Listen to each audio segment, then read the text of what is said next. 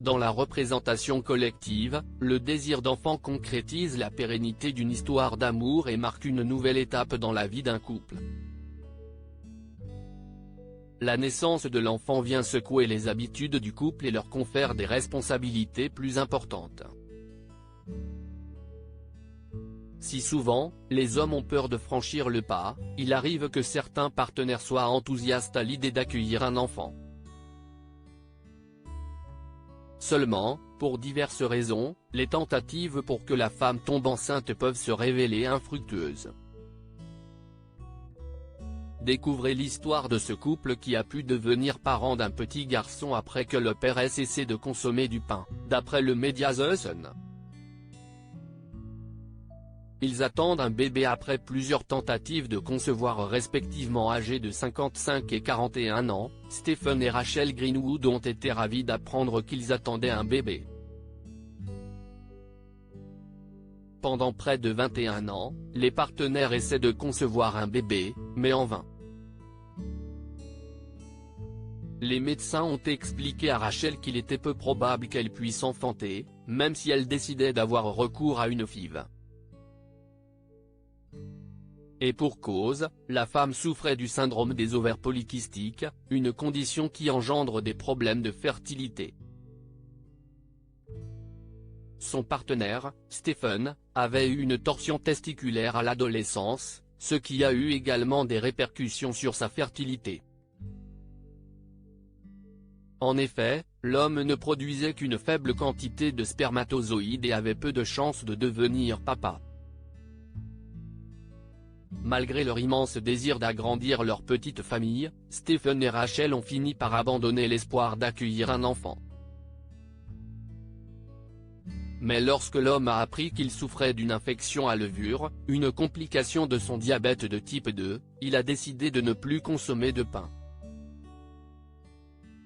Et c'est là que le miracle a fini par se produire, selon Rachel.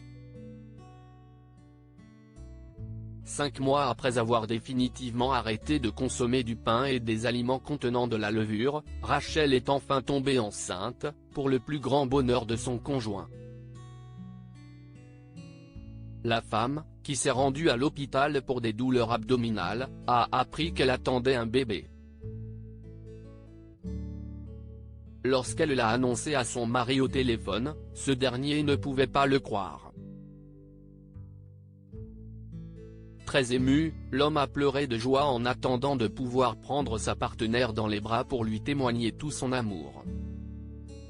« Ma femme est absolument fantastique et je ne peux arrêter de pleurer tous les jours. C'est juste le sentiment le plus incroyable », a confié Stephen.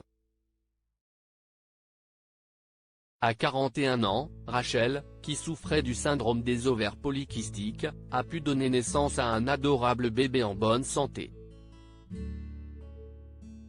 Les complications possibles d'un diabète mal contrôlé en 2019, on recense plus de 4,5 millions de diabétiques en France. Le diabète est une maladie qui entraîne une hyperglycémie chronique et peut avoir de lourdes conséquences sur le corps. D'après le magazine Doctissimo, si le diabète est mal contrôlé et que le glucose présent dans le sang reste trop élevé, des complications peuvent apparaître, une insuffisance rénale, des complications artérielles et cardiaques comme une hypertension artérielle, une athérosclérose, un infarctus du myocarde, un AVC ou encore une microangiopathie avec risque d'artérite des membres inférieurs. Des problèmes nerveux comme une insensibilité à la chaleur et à la douleur, une mononévrite, des troubles de la digestion, de la vessie ou du cœur, des troubles ophtalmologiques comme une rétinopathie, des troubles visuels, une cataracte, un œdème maculaire ou une cécité des pieds fragiles, gonflés, sujets aux abcès ou aux gangrènes.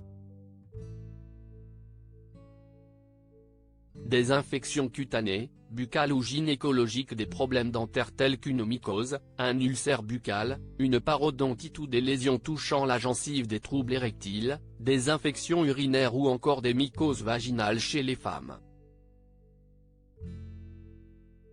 En prenant en considération tous les risques liés à un diabète mal contrôlé, il est primordial de mesurer régulièrement sa glycémie, de faire de l'activité physique et de privilégier une alimentation pauvre en sucre.